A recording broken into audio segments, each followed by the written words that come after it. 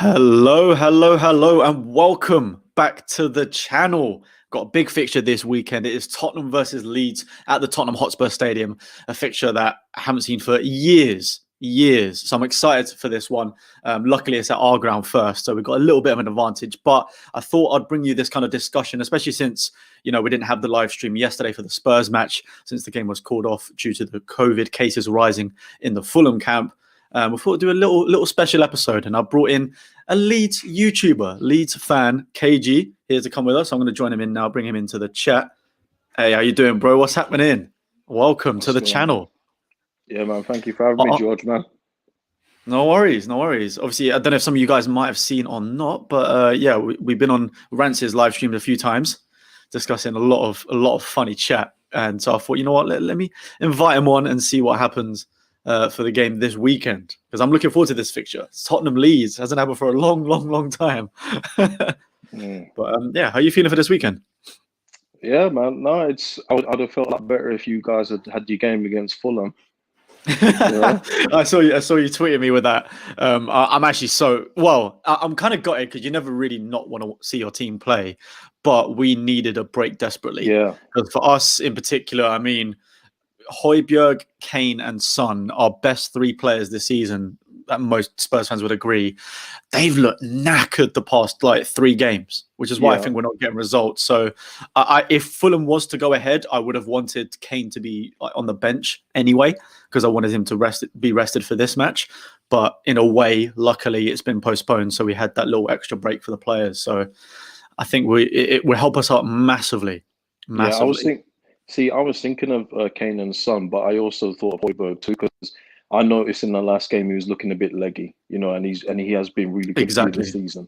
So the rest has come at the wrong time for us. I mean, obviously you've got to replay that fixture at some point down the road, but yeah, of course. Concerning my team, it's not the best news. I don't think. Not ideal for you, not at all. Yeah, and I mean, well, luckily for you, in a way, our results recently have been pretty diabolical. I don't know what's happened in the past 3 or 4 games, but confidence is low. Players might be knackered. I don't know what, but I want to start this conversation with Leeds and ask you about Patrick Bamford, someone who's probably one of the most talked about Leeds players of the season so far. And the thing that interests me the most, and obviously I'm hoping you can clarify this for people as well, I'm pretty certain, right? Last season, I think he was 50-50 split between the fans, whether they liked Bamford or not.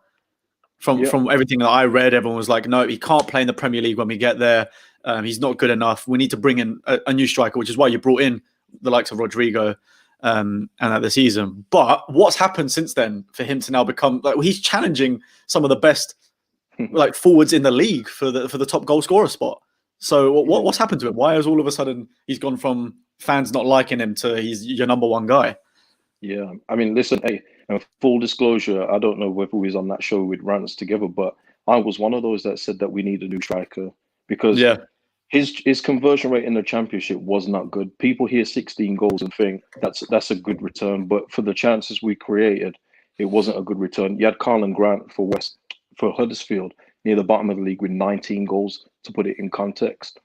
So for me, it has been a shock, and I think even the most avid Bamford believer at the start would never have believed he'd have 10 goals at this stage of the season. But for me, the way he's playing, it suits his game. In the Championship, he was having to go up against rough and tumble defenders. There's no VAR to help you out. Here, he's getting the space, he's getting the time to take touches. His finishing has improved immensely. And also what people have got to figure as well is that even as Leeds fans, we knew that Bamford was coming up with us. So he was going to play. Bielsa believes in him. And that's another thing that he's got behind him. Bielsa's got unwavering faith in Bamford. Even when we got Nketiah on loan last season, Bamford was still playing. So Bamford has got the belief. He's playing in a great system that suits his style. And it's just all coming off for him, man. And full credit to him. I'm completely turned around. I wasn't there during the first 3-4 games. I was like, yeah, okay, let's see how it goes. But he is actually getting better as the games go on. And you talk about golden boot, he's even come out and said, I want that golden boot. And for me as a fan, I love to hear that, because that just means better things for my team. Exactly. That's like the right mentality you want, isn't it? Yeah. Especially when you're up and coming. It's your first Premier League season in a while. You kind of want to. Bamford definitely seemed to be doing that. But do you think, in that case, then, if you had another manager that brought you up to the Premier League, do you think he would have been given the chance at all? Because, like you said, Bielsa has clearly been the catalyst to give him the confidence to play all the time. If you had, I don't know, someone else as a manager, do you think it would be a different story totally? Nah, if another manager was here, he wouldn't have been starting the games. No way. Bielsa's not like other managers, though, man. If he's got faith in you, he's gonna play you. He believes in you. You'll be in and around the team. Another manager would have looked at all the chances Bamford missed last season and said, you know what, this guy isn't going to cut in the top division. But again, that's the difference between Bielsa and a lot of managers. He sees the bigger picture. Even, we're just fans. We don't always see it. He doesn't get everything right. Don't get me wrong. But this he has not got wrong one bit. Bamford's game in the Premier League is completely different. And as Patrick said himself, this is the first time he's had a manager that's believed in him in the Premier League. So it's all working out well for him and for Leeds. Oh, fair play. What do you think like our defenders can expect from Bamford then? What's his style for those? Do you think that those that may not know? Yeah. Well, he won't stop moving, so they will get pulled around. He'll create spaces for people to run, for our inverted wingers, for Harrison, for our star man Rafinha.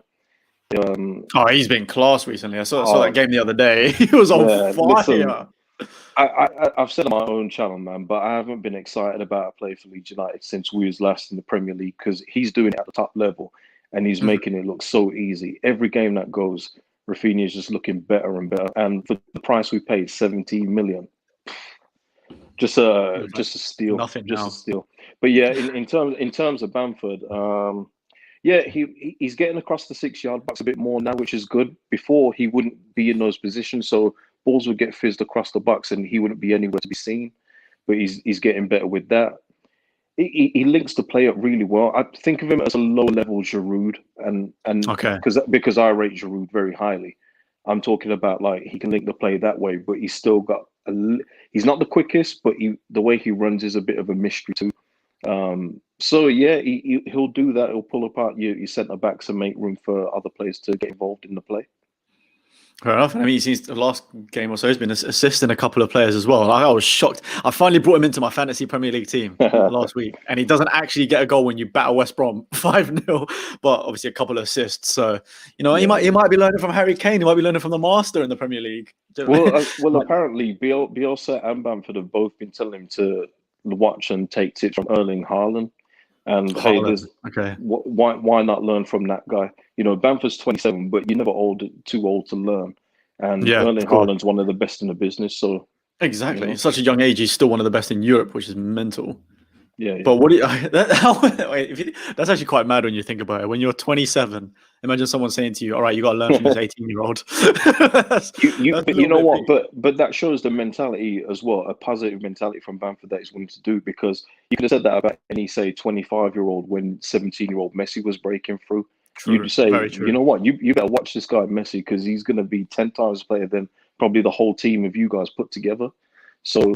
Yeah, you're never too old to learn. That's the way I see it too. But yeah, man, the last result was so positive. The 5-0, we had a 1-0 before against Burnley, but obviously you guys are a much different opposition. So it's going to be a lot tougher game. I've got a comment from a member here asking about Phillips or Højbjerg. So I guess like Phillips versus Højbjerg, the little defensive midfield maestros, because I can't lie, I love Phillips, and I think for me in terms of the England setup, anytime I watched those England matches back in October and November, I feel like he should have been ahead of Rice in the team, and definitely not alongside either, because there's too defensive of the 5 at the back and 2 defensive midfielders. But I really like the look of Phillips. But yeah, I've got to admit, I'm Højbjerg FC right now. I think he's one of the best DMs in the league right now, and he's kind of proven it. And I think for me, he just needed a club that he obviously wanted to play at.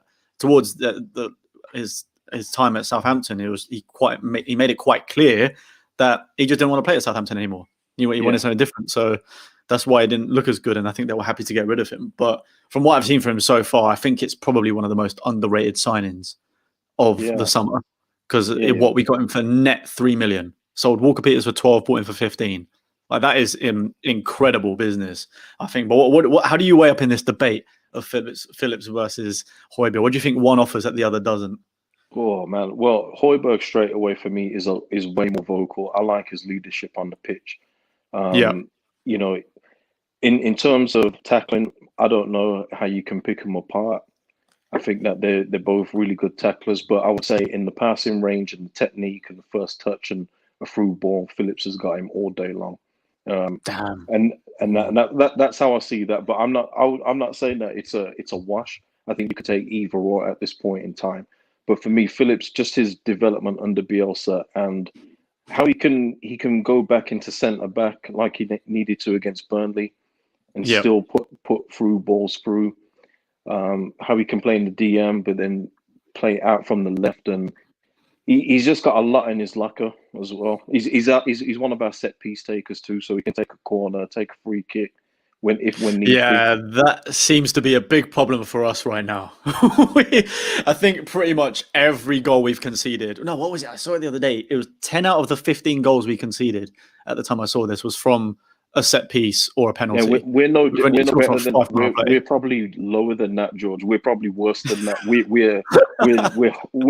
are actually horrendous at defending set pieces. So I have no room to talk there. So what you're saying, this could either be a 0-0 or a 4-4, depending on whether someone defends corners well or not.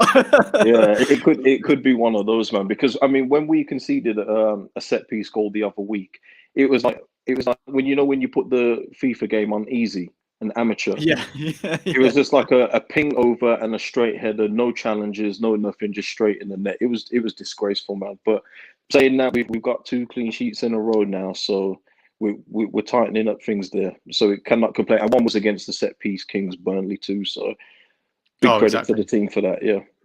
Yes, I think you're obviously coming in with a lot of confidence. We're a bit shaken right now, but we desperately need to kind of make amends for the past 4 games. But speaking of results as well, because that kind of brings me on to the next topic, because I feel like with Leeds, some results have been quite inconsistent, you'd say, this year. Just obviously, didn't mean to bring it up, but the Man United game, obviously being fresh there, a game that I think a lot of fans were looking forward to for years, because obviously such a big rivalry between historically a big rivalry between the 2 clubs, but to then go to the ground and kind of get absolutely smacked up, but then bring it back and have the 5-0 against West Brom.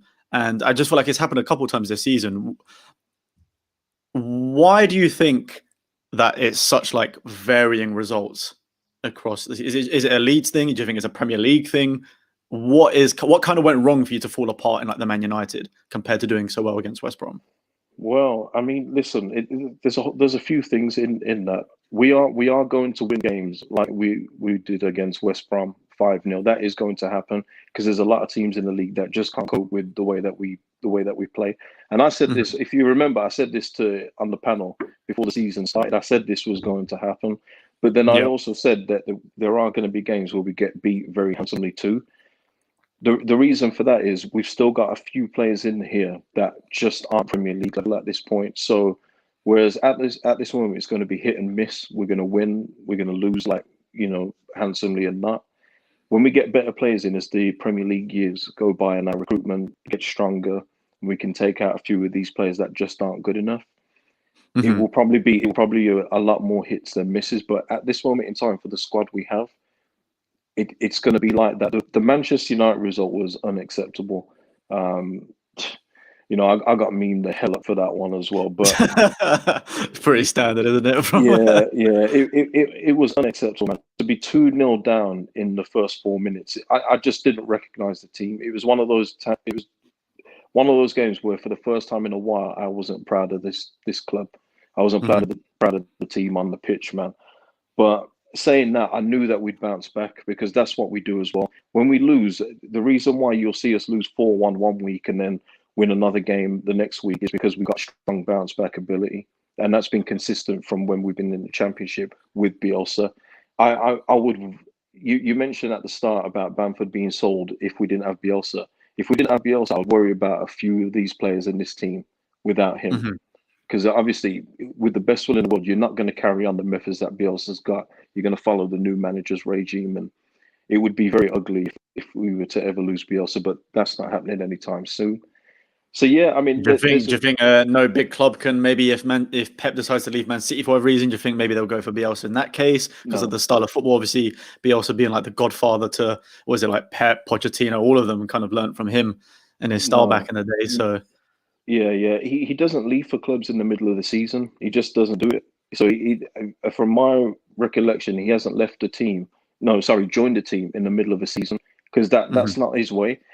I'll give you an example. If he signs a player in January, you probably won't see this player play the next game in January. We'll probably see him in February because he needs to get up to the speed of Bielsa. Bielsa won't join a team in the middle of the season. He's very settled. He's not. I know what people are saying. Where if Pep leaves, would he go to Man City? Say in the summer? I don't think so because Bielsa. It's a perfect match for him at Leeds. He's got a team and a bunch of players and a club that will listen to him and bow to his demands in a sense.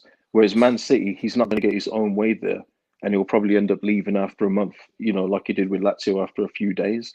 So I think it's a perfect mixture for him. He gets to be in the Premier League and he gets to be at a fairly big club, but a club that also really appreciates him and will listen to his demands and adhere to them too.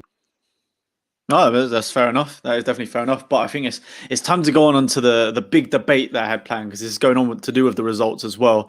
But it is obviously Mourinho versus Bielsa, two very different styles of managing, and I kind of one that I've seen firsthand because I like to think that like Pochettino's style was very similar to Bielsa's. It was all about like kind of attacking, pressing, dominating football on that front, like taking it to the forefront. Whereas Mourinho's is the exact opposite. It is be defensive, make the first things first, do not concede, and then hit on the counter attack. Where do you weigh up on what style is better, or should I ask you, how do you think it will play out on Saturday when it comes to our counter-attacking football versus your just straight up pressing us hard onto our defense? Yeah, I mean, if you're talking about entertainment value, I would watch us over yourselves. But the thing is, you have been entertaining in some of those games. It's just that the last few games, I don't know what's happened to you. You just haven't been breaking with that.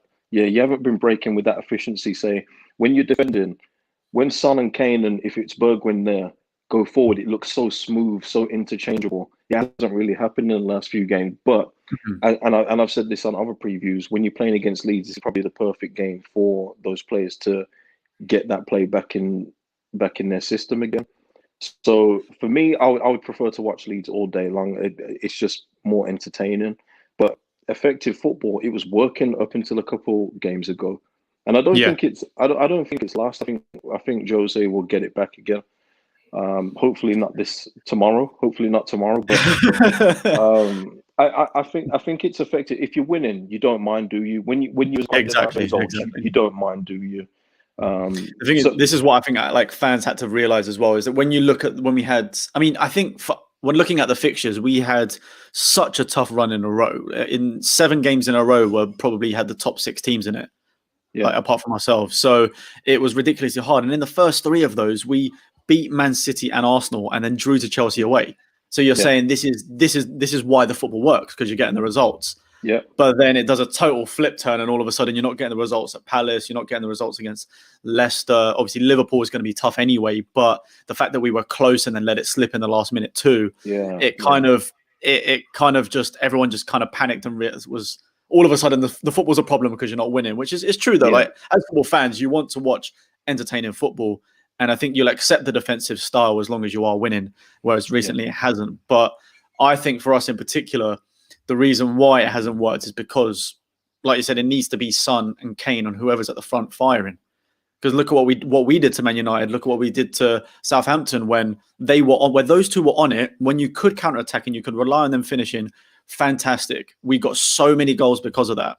Recently, for me, those two and Højbjerg, like we said earlier, they looked knackered. Then like Kane was misplacing so many passes. Son was non-existent for a whole half. And we don't really have anyone else to bring the returns. Apart from those two where they have like 10 goals each, everyone else is on 1. And like Bergwijn's not providing, like Bale's not providing, Lamella's been out injured. And obviously you would have seen like Bergwijn against Liverpool missing 2 pretty easy chances. Yeah. Though you figured if that was Son or Kane, that would have been dead and buried and we might have won that game. But I think there's a massive reliance on Son and Kane at the moment. But I'm hoping that the rest from the fact that we didn't have the game 2 days ago, it would have been. I'm hoping that means they're going to be backfiring again, because that's what we need for it to work. As long as we can defend against your press and then Son and Kane are on fire, then I think we won't have a problem at all. And I'm hoping it ends up being more like a Man United situation where it's just quick counters, just finish your chances every time you have them, every single one. Well, I'm also going to hope that Kane's new baby's kept him up a bit as well. So we can always hope that, But up at 3 a.m. can't. Yeah, man. In all fairness, man, he should have had the game off, man. Parental leave and all that. He should just take this game off if he's being. Oh, really? Just I'm not going to turn up this weekend. I need to look after my kid. Think about them first. No, we need him. We need him firing it again, definitely. But it's such an interesting debate. Like, I love Bielsa and the Bielsa style of football, but obviously, as you've seen with some games, it's so hard to keep it up every single game throughout the season. And that kind of brings me on to something that went quite viral this week, which I'm interested to get your point on. Was the Leeds account. Like, if anyone, I don't know if any of you guys watching this may or may not have seen, but obviously, is it Carney? Is that how you pronounce her name? I think it's Carney or Carney. I think it's Carney. Carney, yeah. Carney. Either way, she made a quite out there point with Leeds by after it must have been the Man United game where she was saying that you guys. No, it was after we beat West Brom, George. Oh, was it after the West Brom one? Okay.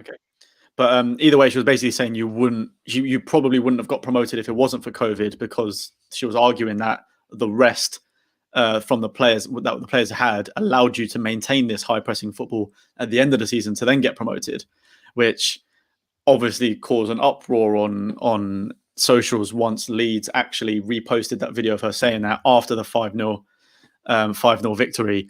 A lot of people, were saying that, well, she made a point that it kind of seemed a bit ridiculous. She deserved to be called out like any pundit would. But then others saying that her being a woman pundit, I guess, or commentator, she's going to get far more stick because of her gender than, say, a Roy Keane would or anyone else when they get called out. What do you make of the fact of, like, obviously Leeds were defending themselves by saying that, look what we've done with our football, maintain it. But do you think it was right for them to kind of call out what she said in the way they did, or what's your whole take on that? Yeah. All right then. So yeah, I think it was right that they called her out, because it was a asinine statement. At the time when COVID hit, we had won 5 in a row with 5 clean sheets. That's not tiring out. What it is that she's just followed a lot of other pundits and not done research. They don't do their homework. They just get the game on the day and then come up with something. If you actually watch the clip of her talking, and when she says that, she's just scrambling for something. And then she's looking for confirmation from Jimmy Floyd Hasselbank and the other presenter. So she said they only got promoted because of COVID, and she's looking around as if for confirmation, because she doesn't actually know. I reckon when she looks back at that and then she sees the form that we was in, she'll probably think to herself, "All right, okay, I've got that wrong." They were right to clip it up, because they've done it before. They've done it before to Chris Wilder when he called us the Muppets from Leeds when we went to Sheffield United and beat them 1-0. We've put out the Muppets from Leeds beat the Blades and what have you. They've done it to Abonlahor when Abonlahor was talking about Villa Leeds, and then we beat Villa 3-0. And they've done it to Abonlahor. It's right that they clip it out. What isn't right though is the abuse that the people in their comments will give the person that's giving the opinion. Now, me, I'm not a Paul Merson fan, and I've criticized him so much because he blows with the win. Same. If you win 5, if you win 5 games, you're probably the best team in the Premier League, Jeff. But then as soon as you lose one, you're in trouble. He blows with the win, and he gets clipped up a lot too, and rightly so.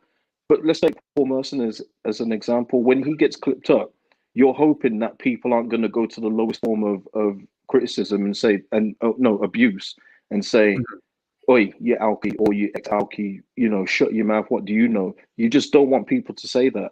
Just like with the Abonlahor, you don't want people to go to the lowest form of abuse and say, "Oh, you black so and so, shut up." With Karen Carney, you don't want people to go to the lowest form of abuse and say, "Get back in the kitchen" and stuff. But all three deserve to be criticized if they say something which is ridiculous. What it is what really got me is that there was people defending Karen Carney, whether she's asked for it or not. But I saw a few of those same people also lay into Abonlahor just a couple months back as well when we played Villa.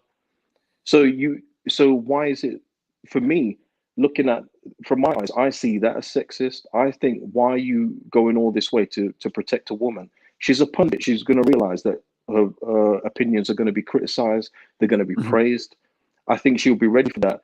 Nobody is ready or should accept abuse online. Nobody. And hey, take Mel, Sabella's TV. You know, when she did that clip of Arsenal, you know, after we won, and then yeah.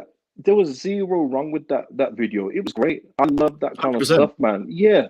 You guys are just beating them, I think, and you guys are riding high. They're down here. She was talking smack. There's nothing wrong with it, but she did nothing different than what, say, Rance does, what Expressions does. Exactly. What a lot of people do, and people laugh at that. People go with it. People accept that. But because she was a girl, people felt the need to make some very, very disgusting remarks, and that isn't right. But what I'd say to, and what I did say to Mel, and what I'd say to Karen is, don't stop giving your opinions. Don't stop doing what you're doing, because then you're letting the misogynist people win. So you've got to carry on.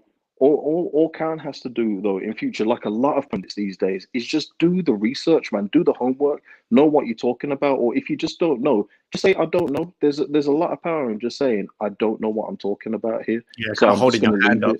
You're not as researching the situation. And quickly on that Mel thing as well, I think it is a bit ridiculous. Like the response, you're exactly right. Expressions, rants, like we all do it. We all make those points. And I'm not being funny. This is football. It's entertainment. When your team's high on flying and you're winning, you have every right to call out someone, no matter what. Like, how boring would it be if Spurs, like for example, like kind of what we did. We went like 10 games unbeaten. We were like level. We were first for like 3 weeks in a row for the first time in 10 years or however long it may have been that we were first for that long.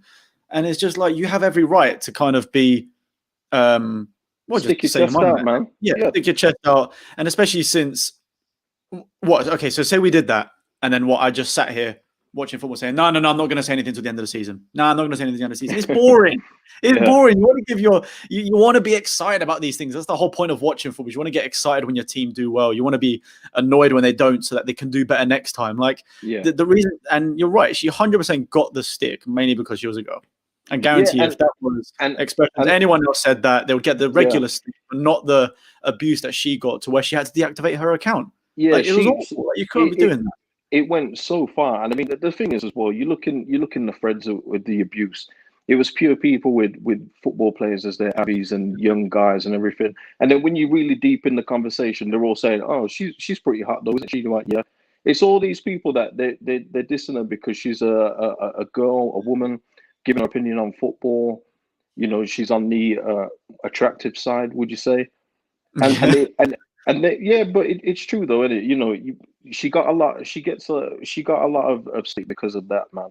And when you really deep the comments that were being made, it was all just frustrated. I don't know what that word is that they keep on calling these people. Is it incels?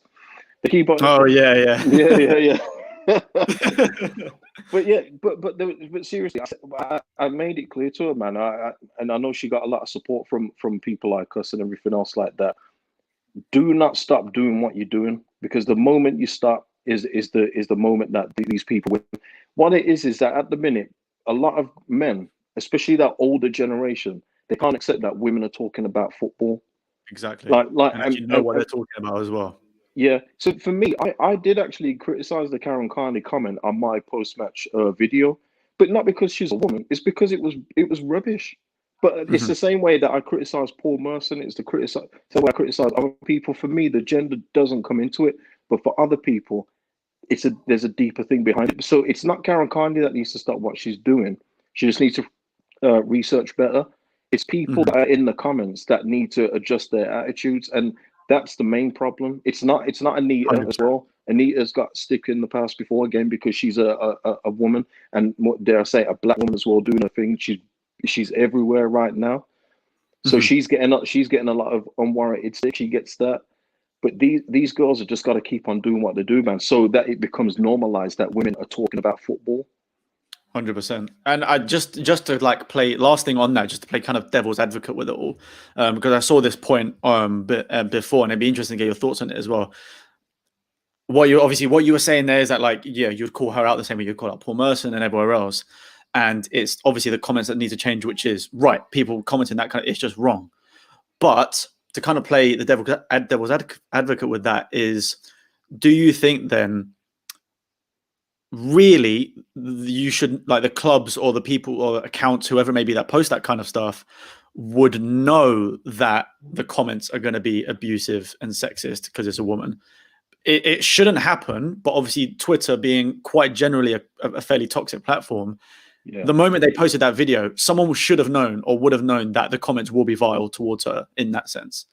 So what would your take on that? Would equality to you be just get the same treatment as everyone else? Or would you also kind of think maybe, okay, we know she's going to get more stick than a man would because of the fact she's a woman, and get back to the kitchen and whatnot? So do you think there should have been a bit more kind of foresight into posting that? Or do you think they had every right to just call them out regardless? Yeah, from my side, I think they had every right to call it out because we've heard it over and over, especially this season. I mean, every time we lose a game, it's because we're tired. Not just because we played poorly, which happens. It's because we're tired. And the fact that she put down a whole 2 years in the making work of promotion down to a COVID thing is ridiculous, and it's quite insulting. So I do understand where the club are coming from. I think this question should be more directed. We need to hear from Karen and hear if she would want to be protected like as a woman, or would she want to be addressed like other pundits do in a very exact same position. I think she would be the best one to answer that. And I'm not sitting on the fence here, because I like I say, I think it's right that they called it out, but I'm talking purely on comment basis, not because she's a woman. I don't care about the woman thing, because as I said to you, Paul Merson could get clipped up. I get people sending me Paul Merson clips, and I'm just like, no, I'm not listening to it, man, because I know exactly what this flip flop's going to say. But I know what you're saying, but I think Karen is the only one that can answer that question. But then people will say, if she doesn't want to get clipped up like other men, why should she get preferential treatment or special treatment just because she's a woman in the game? You know, and it's like, you know what, it's like when a black manager gets in a job, you know, very rarely. It's always like the black manager has to work twice as hard. You know, whenever he loses, people are looking at different things that they don't usually look at when a white guy loses. At the moment, I reckon Karen Carney will probably be thinking, I've got to work twice as hard because I'm a woman doing the man's game. I don't know if she would want to be then saying, no, don't clip me up because I'm a woman doing a man's game. I don't know. She's the only one that can answer that question, I think. Oh, that's definitely fair enough. And it'd be interesting. She won't make a comment on it. It would have been interesting to see what she would have thought of the whole thing, but clearly they're just going to try and let it go under wraps. Well, I don't know if it's her or representatives, but I think she's deactivated her Twitter. I don't know if it's back now. So obviously there was a lot of attention. You're always going to get a lot of attention. Look, if she said it about Wickham, no one would have really cared. But you said it about Leeds, and as everybody knows in this game, TalkSport, all these other people, when they mention Leeds, when they mention Arsenal, when they mention Man United, they know that their engagement's going to go up. It's as simple as that as well. It's proven facts as well. But she didn't mean it in that way. She just said a uninformed comment that she would have seen 100 times. Because I've seen it 100 times. It's just not true. But she's taken it, and then she looked for confirmation from the Jimmy Floyd Hasselbank, who seems to be our representative when he shouldn't be, because he was there for one season for us, one and a half seasons, if that. But but defending Karen there as well, there should have been either guy should have. It shows how many of them don't do the research. Either one of them should have said, actually, no, Karen, before the break, they've won 5 in a row. At least that, you don't even have to mention the clean sheets. Yeah. Just mention 5 in a row. It just shows that a lot of these people, you have to be criticized because they're getting paid very well for the privilege of this as well. Of course, man. All right, sweet. It was good to get your thoughts on that. I think one thing, because a lot of the chat is kind of talking about transfers. So I was going to go into what to expect from this weekend and kind of like your predictions for it. But very quickly, is there any business in the window that we can expect Leeds to do, or is there something you would want Leeds to do? Is an area that you think needs addressing, or maybe even just backup options? What kind of things are you expecting, or would you want from Leeds in this January transfer window? Well, listen, I don't know what they're doing, because when we came up, we was expecting the best of the championship, and instead we get Rodrigo and Rafinha. So I don't know where their heads are. But in terms of what I would love another centre back. I would love Tomori from Chelsea, whether that's viable on loan or permanent. He's not even getting in the squad, and for me, I've watched that guy when he was at Derby. I've seen him for Chelsea last year. I think he's the modern day centre back. He's just your modern day centre back. Knows how to defend, can pass the ball brilliantly, and he's got a good shot on him too. So for me, I would love to get in a centre back, and also definitely a central midfielder. We're so light in midfield. You know, Mhm. when Calvin Phillips plays, or doesn't play, I should say, or when Mateus gets tired, it's very apparent that we need another central midfielder. So hopefully they're addressing those areas. Because Phillips had to play centre back recently, right? Because I think you had quite a few missing for. Yeah, we've got our two main centre backs are out. So we're playing Liam Cooper and Pascal Struijk at the middle, Virgil van Okay. Struijk. So it's them, and then Calvin Phillips will drop back if we're playing against a front two. So we Okay. play. So that's how that goes with that. And also maybe getting a striker as well to give Bamford a bit of a break. Bit of a break. Okay, that's fair enough. Yeah, I think for Spurs fans, I think we would have liked to get that top centre back that we wanted in the summer. Skriniar was the main talking point, but obviously Inter Milan were asking for like 45, 50 million for him, which we weren't willing to pay up, and we ended up getting Rodon in the end in like the English league kind of window, but he hasn't made many appearances recently. He came on towards the end for Chelsea. He's not. I don't think that was the signing that Mourinho really wanted. He just knew that we needed a centre back and we couldn't get one in the normal window in time. So it'll be interesting to see if we go back for him if the price is lower. But I definitely think the main thing Spurs come out the Spurs side of things is Sabitzer, to get him to kind of play as another maybe right wing to fill that position. Cam, a lot of the times he played right wing, and I think he's got 14 goals and 15 assists, or 13 goals and 14 assists as playing right wing for RB Leipzig, and another leader as well, which is obviously what Mourinho is trying to build at our club. I think that would be a quality signing, because none of our kind of right wingers have really lived up to scratch right now. Bergwijn, like I said before, Bale, Lamella's always out injured. It's tough. It's really tough, especially when we need someone else to score the goals or lead. So I'd love to see him come in, but I just don't know if we will sign anyone. January is always hard. It's a very tough window. But finally, just to kind of finish this all off, what do you think the game, or how should I say, how do you think the game is going to play out on Saturday, and kind of like what your predictions and what you can see happening, like the tough matchups in terms of the players, the formations that are going up? Like, what's your kind of overall prediction or your thoughts going into this match tomorrow? Well, I keep picturing us going forward, and then Højbjerg getting the ball and then lifting it to Son and Kane, and then you guys doing the rest. But Have nightmares. We're in your head already. Yeah, I like it. I like it. Yeah, but at the same time as well, I can see Rafinha doing his thing and doing a madness on. Depends on who's playing there. Will it be Reguilón playing or Davis? Do you reckon? Probably. Reguilón should be playing. He normally plays the Premier League games, and then Davis kind of only comes in as well if we're going 5 at the back, which we only did for the first time against Wolves. So I doubt we will do that again. So it should be Reguilón. Because as well as you guys set up defensively, when you do go forward, that Reguilón pushes up high. I mean, I see him in the box so many times, right? He's like a left wing striker. Yeah.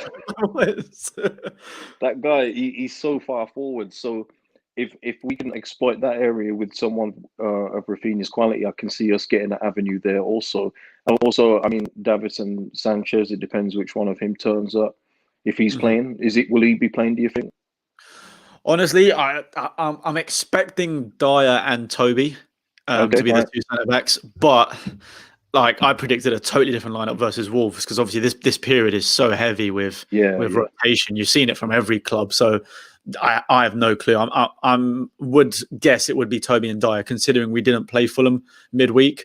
We don't really have the excuse of needing to rest the players, so I'm expecting like full strength first team, which should be Aurier, Dyer, Toby, and Reguilón as our back four is what it should be. Okay.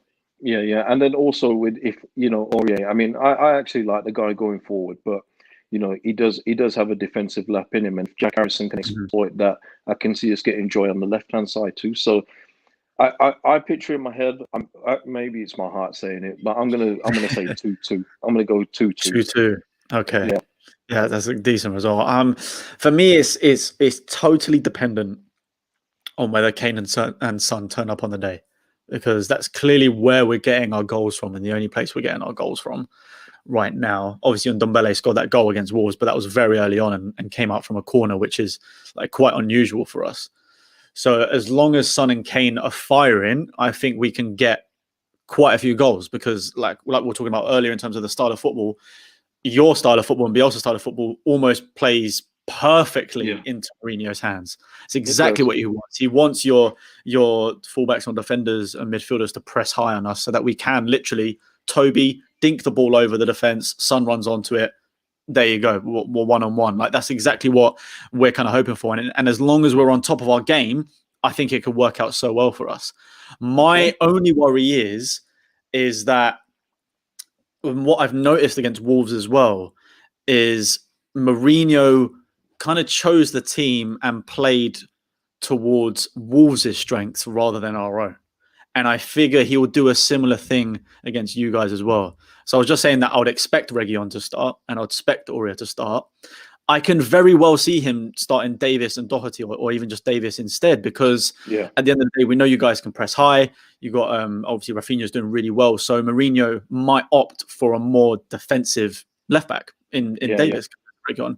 But then where I have issue with that is then, well, we're just playing more into your hands, because then we're allowing more pressure from you guys. It'll take one great or a couple of great efforts from whoever it may be in your team to finish off, and then we're struggling again. Whereas I feel like, obviously, to counter-attack well, we need the faster players like Reguilón, like Aurier, and it should work out well. So this is where my head's a bit scrambled. I don't know whether Mourinho is going to play to our strengths and just go for quick counter-attack, or whether he's just going to say, right, first and foremost, let's defend against Leeds' attack, and then we'll see what we'll do going forward. This is where I think I have an issue. But I'm hoping that Kane's Son will be on fire, and I'm going to say a 3-1 Spurs win is what I'm thinking. I'm sorry. Okay. I had to do it. I think if they're on fire, Son 2 goals, Kane will get 1, but Spurs being Spurs will probably still concede from somewhere, which is, it's pretty standard from us, really. So as long as we don't concede from set pieces, I think I'll be happy. That's the main thing. I mean, listen, we're a small team, man. It's very rare we score from set pieces. It's very rare. I think Liam Cooper got one at Old Trafford. I don't know. I've blacked that game out of my head now. I can't remember it properly. So it's all a blur. You know, it's all a blur. I don't remember, but we rarely score from corners. It'll be such a Spurs thing, though, as I guarantee you'll score 2 or 3 goals all from set pieces now, all because you're playing us and not because of obviously what's going on normally. All right, okay. I think we're coming up to like 45 minutes. I think that's a very good preview. Thanks for coming onto the channel, man. I really appreciate it. Kind of giving a bit of insight into Leeds' game and kind of what to expect from the early kickoff tomorrow. I just realized I forgot to do it now, but I will, as soon as we're done here, stick your link in the description, because this is obviously going up as a video. So anyone that might be watching this, the link will be in the description below to check out your YouTube channel. So obviously you're getting pretty close to 1,000 subscribers, right? I think I saw you on like 800. Yeah, working slowly towards it, man. So everyone. I won't just be talking about Leeds. I watch all the Premier League.